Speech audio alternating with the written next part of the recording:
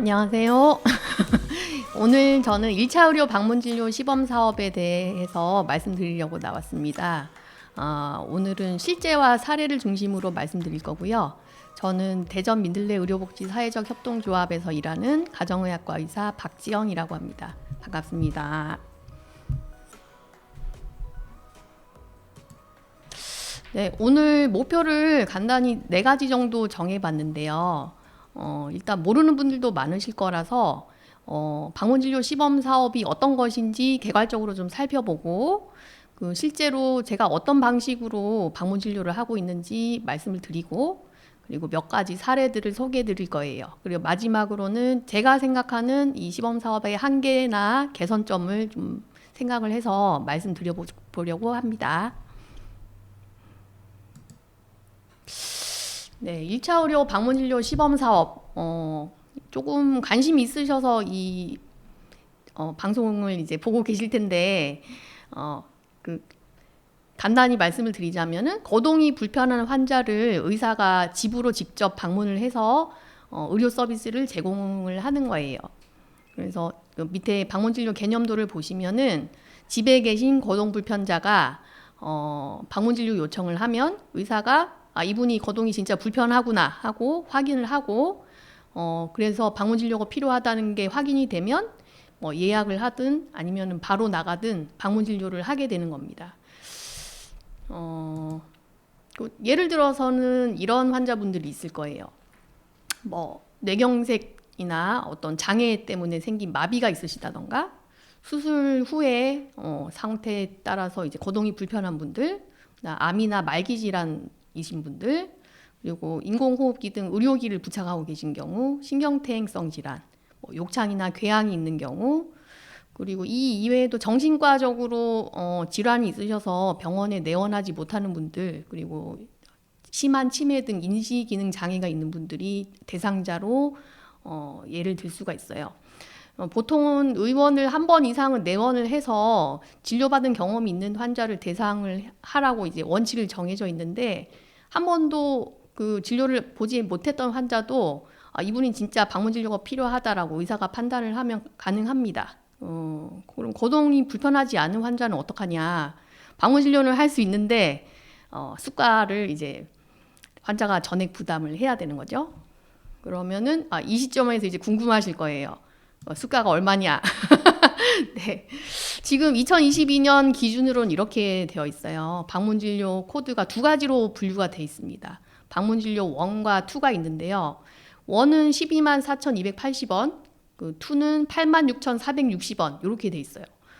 이게 무슨 차이가 있는 거지? 하고 궁금하실 텐데요. 방문진료 1은 그 행위나 약제, 치료재료 등 비용을 모두 포함하는 겁니다. 그래서 이에 대한 수가는 별도로 산정이 불가해요. 그러니까 추가 코드를 넣을 수가 없어요. 근데 방문진료 2 같은 경우에는 이런 것들을 추가 코드로 넣을 수가 있거든요. 그러니까 일단 방문진료 1은 포괄수가의 개념으로 이해를 하시는 게 좀 쉬울 것 같습니다. 솔직히 이렇게 분류하는 것 자체가 조금 문제가 있는 경우들도 있는데 그건 추후에 설명을 드리고 싶습니다. 그러면 이제 방문 수가는 이렇게 돼 있는데 본인 부담률은 어떠냐? 건강보험 가입자의 경우에는 30%가 본인 부담이 있어요. 다른 진료와 마찬가지죠. 근데 이제 의료급여 수급자의 경우에 1종은 5%, 2종은 10%. 그러니까 모든 대상자가 어느 정도는 본인 부담금이 나오게 되어 있어요. 보통은 이제 의료급여 수급자의 경우에 본인 부담금이 크지가 않은데 왕지는 방문진료 1을 코드로 넣으면은 뭐 10,000원 정도 그렇게 나오고 있습니다. 지금부터는 제가 일하고 있는 민들레 의료사업에 대해서 간단히 소개를 드리고 실제로 방문진료 어떻게 하고 있나 궁금하실 텐데 그런 거 얘기를 좀 해드릴게요. 민들레는 의료복지 사회적 협동조합 이름에 다 들어있는데 의료사업과 복지사업을 같이 하고 있고 건강한 지역사회를 만들고 건강 나눔을 실천하는 사회적 협동조합이자 사회적 기업입니다. 민들레 의료사업 안에는 의원, 한의원, 치과의원, 건강검진센터가 있고 지역사회 의료센터라고 해서 방문 의료 서비스를 제공하는 센터가 따로 있어요. 거기서는 의사가 이제 하는 왕진 서비스, 이게 지금 오늘 말씀드리는 방문진료 시범사업에 해당이 되고요. 가정 전문 간호사의 방문 의료 서비스, 즉 가정간호 서비스죠. 그리고 장애인 건강 주치 시범 사업이 있는데 장애인 건강 주치 시범 사업에도 방문 진료와 방문 간호가 있습니다. 여기까지는 이제 수가를 받을 수 있는 사업들이고, 저희는 이제 수가가 없는 방문 작업 치료 서비스와 방문 구강 서비스도 같이 진행을 하고 있습니다. 그럼 팀 구성은 어떻게 되냐? 제가 이제 의사로서 센터장 역할을 하고 있고요. 작업치료사이자 사회복지사인 선생님 한 분이 팀장을 맡고 있습니다. 그리고 간호사가 4인으로 구성이 되어 있는데, 한 분은 장애인 방문간호를 전담하고 계시고, 나머지 3분이 시설가정간호와 가정간호를 하고 계세요. 네, 이렇게 같이 사진을 찍었고요. 가운데 접니다. 그래서 이제 의사, 뭐 간호사, 그 작업치료사 이렇게 다직종 팀 기반이다 보니까는 서로 이제 전문 영역에 대해서 얘기도 하고, 주 1회 정도는 모여서 이제 화합도 도모하고, 이 센터를 어떻게 운영할지, 그리고 각 환자에 대한 사례 회의도 진행을 하고 있어요. 모여서 이렇게 놀기도 하고요. 그러면 얼마나 하고 있냐 궁금하실 것 같은데요. 방문진료 시범 사업에 의한 방문진료는 한 달에 30-40건 정도, 저희가 아무래도 외래도 해야 되고 건강검진센터도 운영을 해야 되고 하다 보니까 건수 자체가 많지는 않습니다. 그래도 그나마 30-40건 하는 게 전국적인 수치예요. 그리고 이제 장애인 건강주치 시범 사업에 의한 방문진료가 월 4-50건. 그러니까 의사가 나가는 방문진료가 첫 번째, 두 번째 합하면은 그래도 거진 70에서 90건 정도 그렇게 진행이 되고 있습니다. 가정간호가 월 300건 정도, 방문간호도 한 50건 정도, 그 방문 작업치료도 월 4-50건, 장애인 건강주치 등록 대상자가 약 170명 정도 된다고 추합이 됐습니다. 그러면은 지금부터는 구체적인 사례를 한번 말씀을 드려볼게요. 62세 여자 환자분이시고 혈압, 당뇨, 척추 협착증 진단을 받으셨고, 원래 뇌경색으로 우편마비가 있던 분이세요. 그래서 뇌병변 장애인이신데 어느 겨울에, 추운 겨울에 전동 휠체어를 타고 가다가 기울어진 길에서 넘어지면서 발가락 골절이 생긴 거예요. 이분이 이제 주변에 가족도 안 계시고 독거 상황이다 보니까 골절 때문에 요양병원에 입원을 하시게 된 거거든요. 수개월 동안 이제 입원 생활을 하셨는데, 이 동안에 근위축이 진행이 되면서 거동이 많이 힘들어지셨어요. 저희한테 처음 방문 진료를 의뢰를 하신 건 환자가 직접 외래를 통해서 의뢰를 했습니다. 전화를 하셨어요. 뭐 때문에 전화를 하셨냐? 소변줄을 입원한 동안에 하고 있었는데 퇴원을 하면서 요양병원에서 소변줄을 빼고 나오셨대요. 근데 집에 와 보니까 소변줄을 안 하고 있으니까 너무 힘든 거죠. 그래서 다시 하고 싶다, 왕진을 좀 해달라, 이렇게 요청을 받았습니다. 제가 여기까지 들었는데 이분이 방광에 이상이 있는 분은 아니거든요. 다시 소변줄을 해야 하나, 이런 의문이 좀 들었습니다. 솔직히 이분이 외래로 오셔서 이 요청하셨다면 제가 소변줄 안 했을 것 같아요. 근데 실제로 이제 방문 진료를 나가봤더니 이분이 이제 편마비도 있고 발가락 골절도 있으시고 그다음에 근위축이 있고, 이러다 보니까는 엉덩이로 바닥을 막 밀고 다니는 상황이었어요. 엉덩이도 욕창이 발생해 있고 근위축, 관절구축, 통증 이런 것 때문에 화장실을 혼자서 출입할 수가 없는 상황인 거예요. 그리고 뭐 주변에서 돌봄을 제공하는 사람도 없고 독거 중이시니까. 그런데다가 이분이 이제 요양병원 입원한 동안 너무 힘드셨던지 시설 입소나 입원은 원치 않는다, 차라리 죽겠다, 이렇게 말씀을 하시는 거죠. 그래서 이분은 여러 가지 상황을 종합해 볼 때 소변줄을 하는 것이 필요하겠다라고 판단을 했어요. 그래서 가정간호를 통해서 소변줄을 삽입을 하고 엉덩이 부위에 발생한 욕창 관리를 시행을 했습니다. 그리고 저희 방문 작업 치료를 작업치료사님이 제공을 했고요. 그러면서 근력 강화하고 낙상 예방 교육을 이제 진행을 했고, 제일 필요한 게 이분을 돌봐줄 누군가가 있어야 되는 거거든요. 그래서 이 문제를 어떻게 해결할지 논의를 시작을 했는데, 이분이 뇌병변 장애인이라고 제가 말씀드렸잖아요. 그래서 원래는 장애인 활동지원사가 와서 도와주면 좋은데 이게 쉽지가 않은 상황이었어요.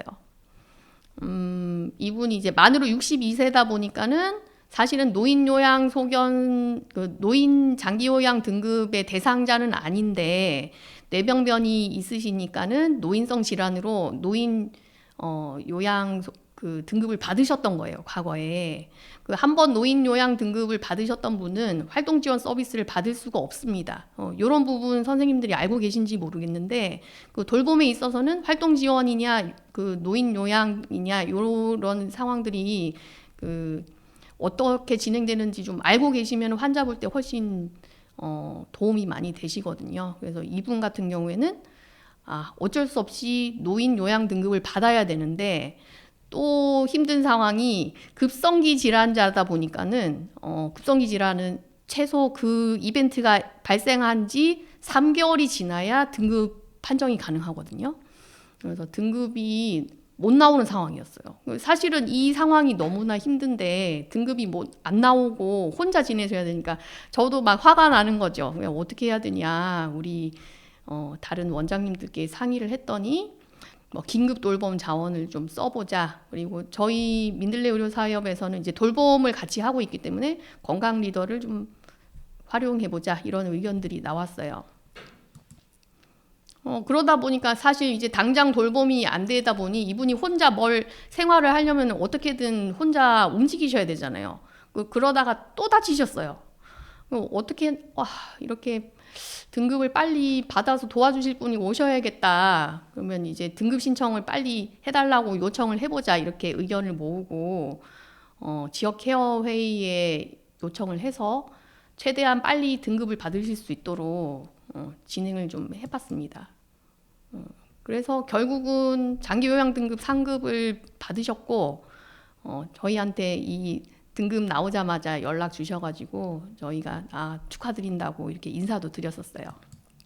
현재는 주 5일 3시간씩 요양보호를 받고 계시고, 욕창관리, 소변줄 관리 이런 거 가정간호로 받고 계시고, 처음에 이 혼자 소변 관리가 안 되시면서 자존감이 완전히 무너지고 자살 사고가 엄청나게 반복되는 상황이었는데 심리적으로도 많이 안정된 상태로 잘 지내고 계십니다. 이분 같은 경우에는 왕실을 나가지 않았으면은 그분이 집에서 어떻게 지내시는지 제가 알 수가 없었고, 그러면 소변줄도 해드리지 못했을 수 있고, 그 돌봄에 대한 문제도 제가 몰랐겠죠. 그래서 왕진이 진짜 필요한 경우가 있구나 하고 깨달았던 그런 사례라고 보시면 되겠습니다.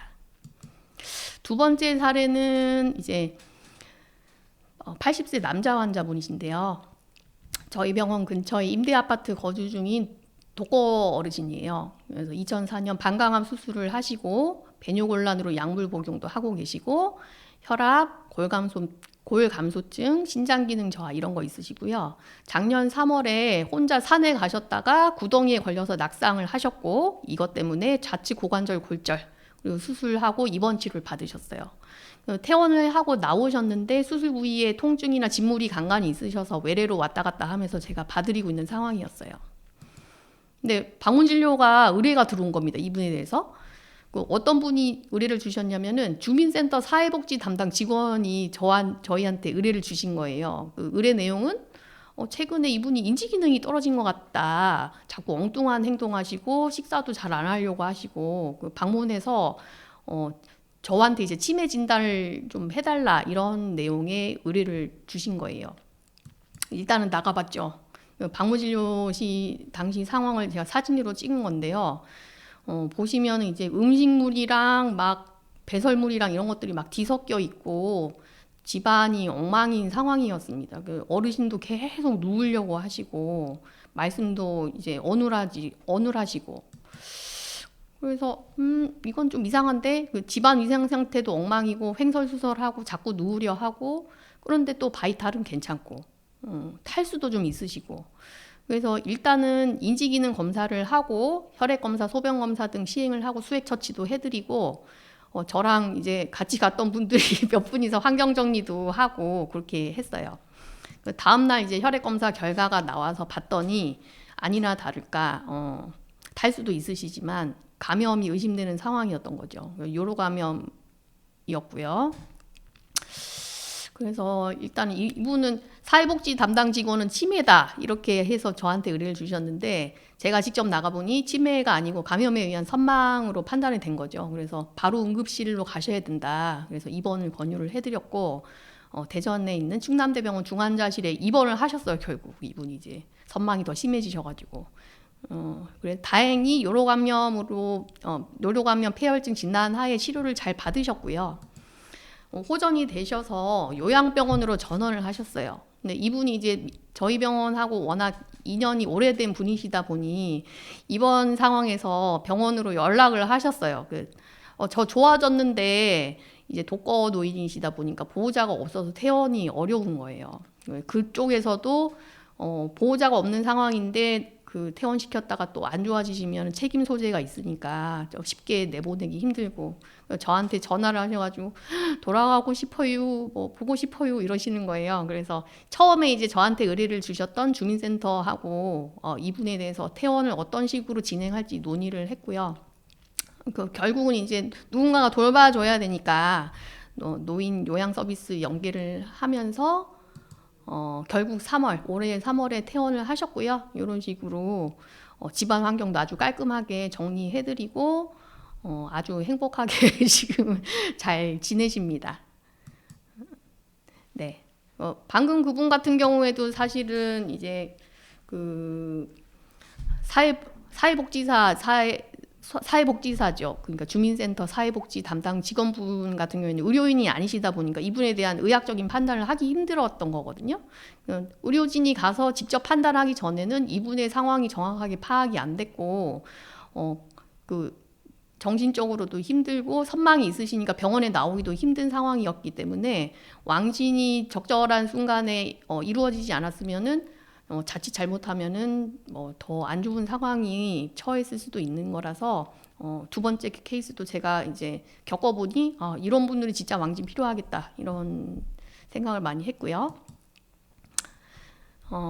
세 번째 사례, 이게 이제 사례로는 마지막이에요. 78세 남자 환자분이신데 이분도 이제 당뇨 있으시고 신부전 있으시고 흡인성 폐렴으로 대학병원 중환자실 입원을 했었는데 입원을 이제 오래 하다 보니 근력 저하가 생기거든요. 어르신들은. 그래서 근력 저하해서 때문에 재활치료 하자 그래서 재활병원에 전원을 하셨는데 VRE가 양성이 나온 거예요.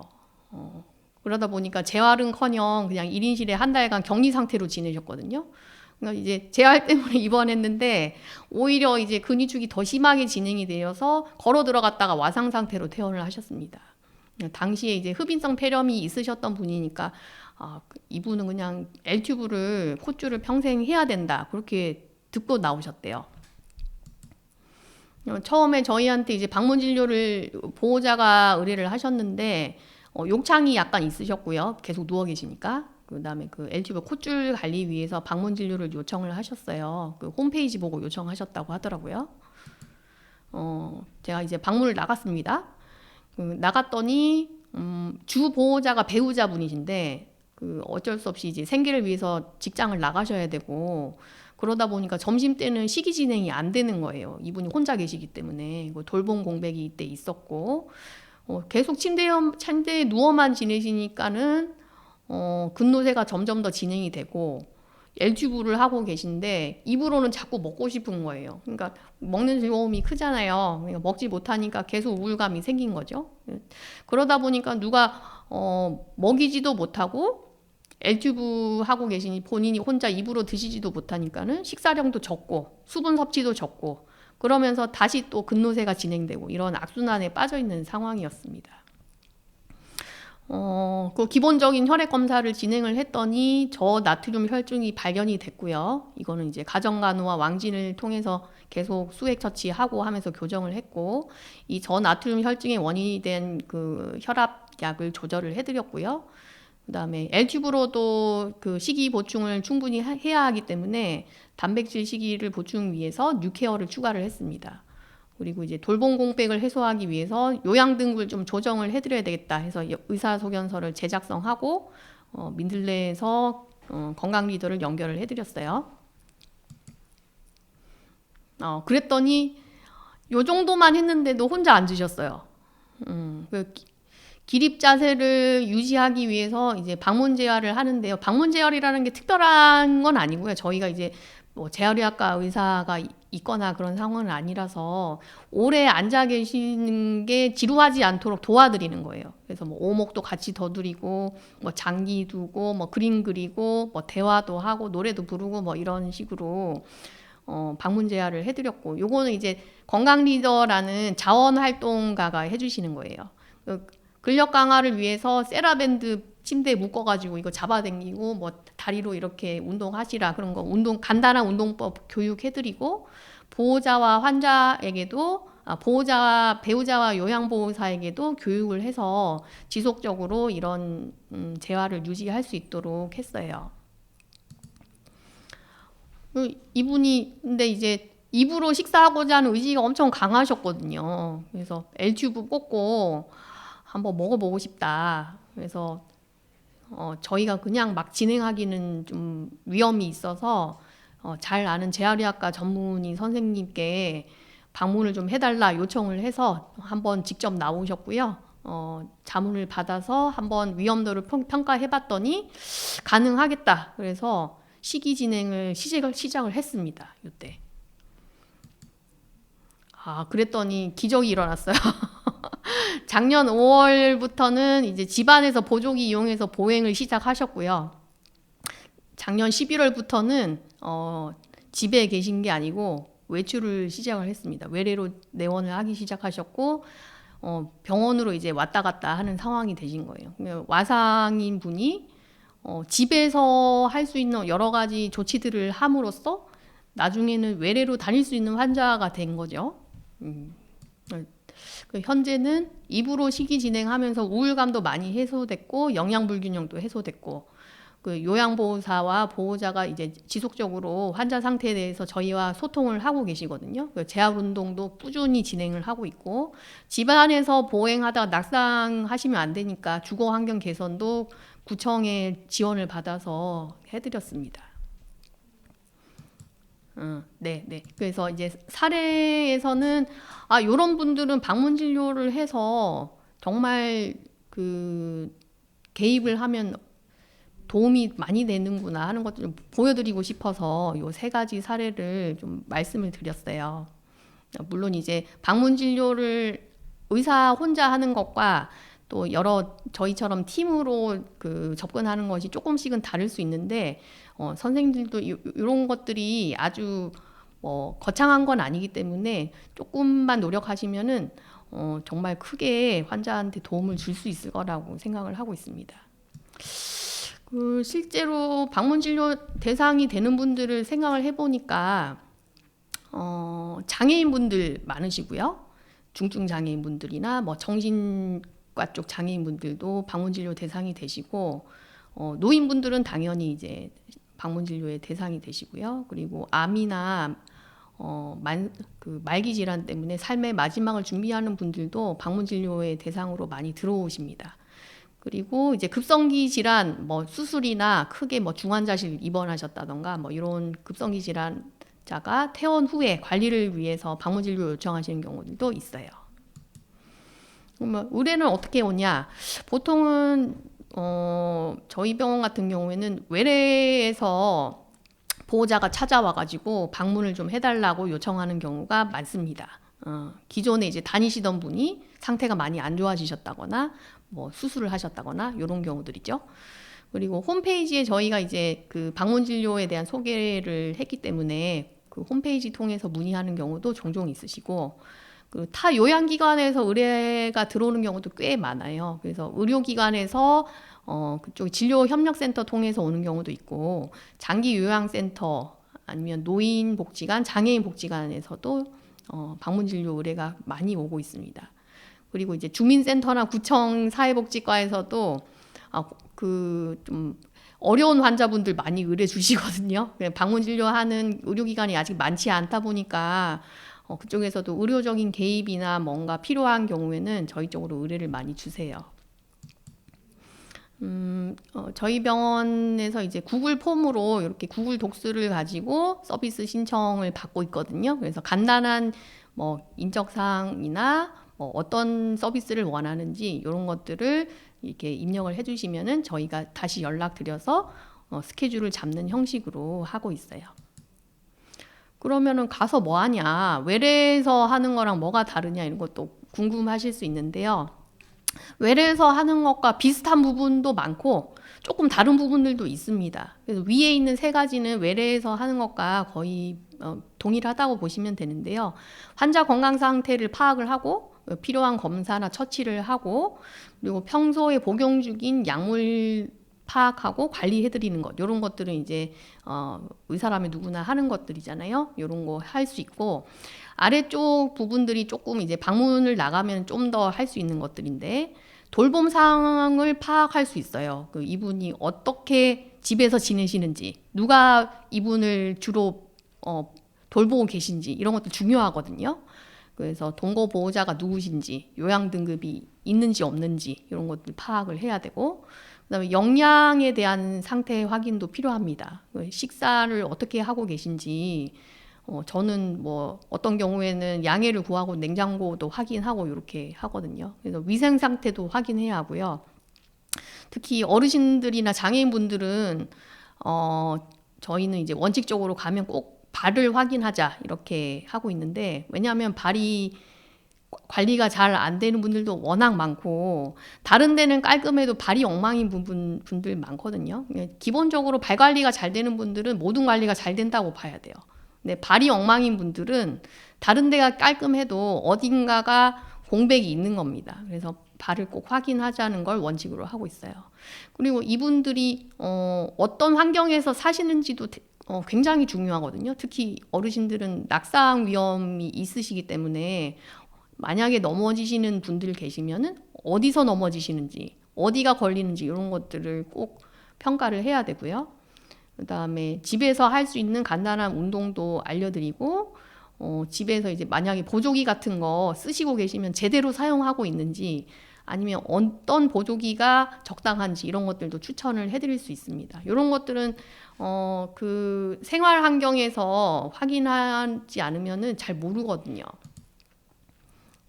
약물 관리는 어떻게 하냐? 아이고 어려워라 그렇게 하실 수도 있는데, 그냥 가서 일단 저희는 약물을 다 모아 봅니다. 약 드시는 거 다 갖다 주세요 이렇게 해서 모아 보면은 너무 많아요, 진짜로.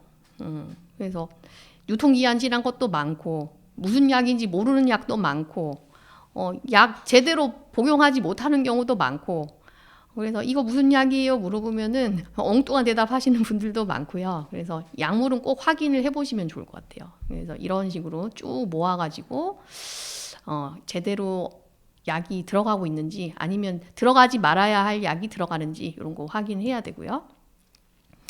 그래서 일단은 유통기한 지난 약물은 저희가 다 수거를 해요. 그리고 때에 맞춰서 적절하게 약을 복용할 수 있도록 뭐 핸드폰에 약 알람을 설정을 해드린다던가, 약달력을 활용하기도 합니다. 맨 오른쪽에 있는 이 그림이 약달력이라는 건데요. 일주일치 약을 아침, 점심, 저녁, 취침 전 이렇게 칸칸이 꽂아서 그 요일에 맞춰서 환자나 요양보호사가 이제 뽑아서 먹을 수 있도록 그렇게 도와주는 건데, 이게 반응이 아주 좋았어요. 이게 구청에서 제작한 거라 저희가 좀 갖고 있다가 이렇게 요청 시에 배급을 해드렸거든요. 그리고 무슨 약인지 몰라서 못 듣는 경우도 많으세요. 어르신들이 이제 그 눈이 안 좋으신 분들은 글자가 너무 작아가지고, 아니면 약 이름이 어려워서, 아니면 아예 글을 모르는 분들도 있으시고, 그래서 그런 경우에는 이렇게 그림도 막 그려서 알려드리기도 하고, 약에다가 약봉투에다가 뭐 이건 귀 아플 때 먹는 약입니다 하고 귀 이렇게 적어 놓은 거거든요. 그래서 조금 더 알기 쉽게 도와드리는 역할을 할 수 있습니다. 위생 관리도 굉장히 중요하잖아요. 그래서 위생이 왜 중요한지를 좀 알려드려야 돼요. 그 거동이 힘드시다 보니까 못 씻는 분들 많거든요. 근데 그 꼭 목욕을 하셔야 그 위생이 관리되는 건 아니니까, 뭐 목욕뿐만이 아니라 뭐 손발톱 관리라든지 뭐 노린스를 활용해서 몸을 닦아드린다든지 이런 것들을 적절하게 관리할 수 있도록 도와드리고, 아까도 말씀드렸지만은 뭐 당뇨가 있으시다던가 뭐 발 쪽으로 꼭 봐야 되는 분들은 확인을 하고 무좀이 있거나 각질이 있거나 상처가 있는 경우에 어떤 식으로 하실 수 있는지 도와드리고 있어요. 그리고 거동 불편한 분들을 위해서는 여러 가지 제품이나 이런 것 서비스 같은 거, 방문 목욕 같은 거 있는지도 모르는 분들 많거든요. 이런 것들 이제 정보 제공해드리고 하실 수 있도록 연결을 해드리기도 합니다. 그리고 환경 관리도 굉장히 중요한데요. 보면은 어디가 문제인지 이렇게 눈에 좀 들어오시나요? 보면 요런 거 아주 위험해 보이죠. 요런 게 모서리 부분. 그리고 이제 바닥이 아주 매끈하니 미끄럽게 생겼죠. 이런 게 문턱이 아주 높아요. 요런 경우에 이제 낙상 사고가 잘 일어나거든요. 여기다가 이제 모서리 부분에는 뭘 붙이시도록 안내를 해드리고, 요런 욕실에는 그 미끄럼 방지 매트 같은 거 까실 수 있도록 안내를 하고, 이렇게 문턱이 높은 경우에는 여기에 이제 단차를 줄일 수 있는 발판 같은 거를 놓으실 수 있도록 그렇게 안내를 해드려요. 요렇게 낙상 경험이 있는지 꼭 물어보시면 어디서 넘어졌다 그렇게 하면은 어디서 넘어졌나 한번 직접 가보고 거기서 무엇이 문제인지 어떻게 할 수 있는지 이런 걸 교육해드리면 정말 좋거든요. 욕실 바닥이 미끄러운지 한번 들어가서 보시고, 문턱은 높이가 어떤지, 날카로운 가구가 있는지 이런 것들 한 번씩은 확인을 해주시면 좋을 것 같아요. 그리고 이제 그 손잡이 같은 경우에 뭐 주민센터나 뭐 장애인 복지관이나 뭐 노인 복지관 이런 데서 이제 지원 사업들이 나오기 때문에 설치하고 계신 분들 많은데 엉뚱한 데 설치되어 있는 경우도 꽤 많아요. 이분의 동선을 고려하지 않고 그냥 일괄적으로 막 이렇게 하는 경우도 많아서, 필요하면 이런 것도 이제 그분의 동선 한번 움직여 보시라고 이렇게 얘기를 하고, 어떤 위치에 손잡이가 필요한지 미리 봐주시면은 나중에 설치할 때 도움이 많이 되거든요. 그래서 뭐 미끄럼 방지 매트 같은 경우에도 적절하게 그 미끄러운 부분에 설치가 돼 있는지, 모서리 보호대 같은 게 있는지, 그다음에 보장구 같은 게 있는데 적절하게 사용을 하고 계신지. 이거 엄청나게 비싼 보장구들 많은데 그거 갖고 가가지고 사용 방법을 몰라가지고 그냥 그 뭐 빨래거리로 쓰고 계신 분들도 많거든요. 그런 거를 이제 확인을 해주시면 도움이 될 것 같습니다. 이제 거진 다 달려온 것 같은데요. 일단은 제가 해보니까 방문진료 시범 사업이 보람도 많고 필요하다고 생각이 돼요. 근데 한계도 있고 개선점도 있거든요. 일단은 저는 저희 병원에 이제 의사가 4명인데 4명이니까 외래를 비우고 나갈 수가 있어요. 근데 1인 개원이가 외래를 비우고 방문 진료를 해라 실행하지 못할 수 있습니다. 쉽지가 않고요. 그리고 초기에 누가 이 방문 진료의 대상이 되지? 발굴하는 어려움이 크실 수 있어요. 그리고 이제 가정간호사는 수가가 있지만 일반 간호사나 간호조무사는 수가가 따로 없거든요. 같이 나가도 왕진 수가, 그러니까 의사에 대한 수가만 있지 간호사나 간호조무사는 수가가 전혀 없어서 역할이 제한적일 수밖에 없습니다. 그리고 사실은 이렇게 간단하게 말씀드리지만은 한 건의 방문 진료를 하는데 처음부터 끝까지 다 시간을 재보자면은 거진 1시간 반에서 2시간 정도는 소요가 된다고 보거든요. 처음에 이제 대상자 연락 받고 정보를 조금 이제 인테이크를 해야 되니까 전화로 계속 이제 소통을 해야 되고, 방문 스케줄 잡고 조율하고, 방문 진료를 실제로 나가고, 실제로 나갔을 때 방문 진료 시간이 그래도 처음 나갔을 때는 30분은 잡아야 되더라고요. 방문 진료. 그리고 이동 왔다 갔다 하는 시간도 있고요. 돌아와서도 끝난 게 아닙니다. 방문 진료 시범 사업은 서류 작업들이 좀 있어요. 그래서 서류 작성해야 되고요. 청구해야 되고요. 그다음에 수납도 또 이제 다시 연락드려서 비용이 이만큼 나왔으니 수납해 주십시오. 이런 거 연락을 또 해야 되기 때문에 그 의료 서비스 제공하는 거 이외에 업무가 꽤 있습니다. 그리고 사실 앞에서 제가 이런저런 그 케이스들 얘기하면서 뭐 외부 자원 연계, 뭐 그 방문 작업 치료라던가 아니면 뭐 시설 그 환경 개선이라던가 뭐 이런 것들을 연계를 해서 진행을 했지만 이런 것들도 수가가 전혀 없는 업무거든요. 그래서 그 요런 전반적인 진행을 위해서는 방문 진료를 위한 코디네이터가 필요합니다. 근데 여기에 대한 수가가 전혀 마련이 되어 있지 않아서 좀 어려움이 있습니다. 실제로 저희도 그렇고요. 그래서 저는 기본적으로 생각을 해보자면은 개원이가 외래를 비우고 하려면은 최소 2인 이상 진료는 돼야 되지 않나 생각이 들고요. 초기 대상자 발굴 같은 경우에는 물론 이제 개인적으로 홍보를 하실 수도 있지만 그 노인 복지관이나 뭐 장애인 복지관이나 아니면 요양 그 재가 요양 센터 같은 곳을 통해서 대상자를 받으시는 게 좋을 거라고 생각을 해요. 그리고 가정간호센터를 운영할 수 있으면은 도움이 많이 되겠지만은 그렇지 않은 경우에는 이제 조금 이제 불리할 수 있고요. 요거는 어쩔 수가 없는 것 같아요, 아직은. 그런데 그 올해 9월부터 이제 재택의료센터 시범 사업이 시작이 되는데 재택의료센터 시범 사업에는 가정간호사가 아닌 일반 간호사에 대한 수가도 들어올 것으로 제가 예상을 하고 있어서 그런 경우에는 조금 더 도움이 되지 않을까 이렇게 생각을 하고 있습니다.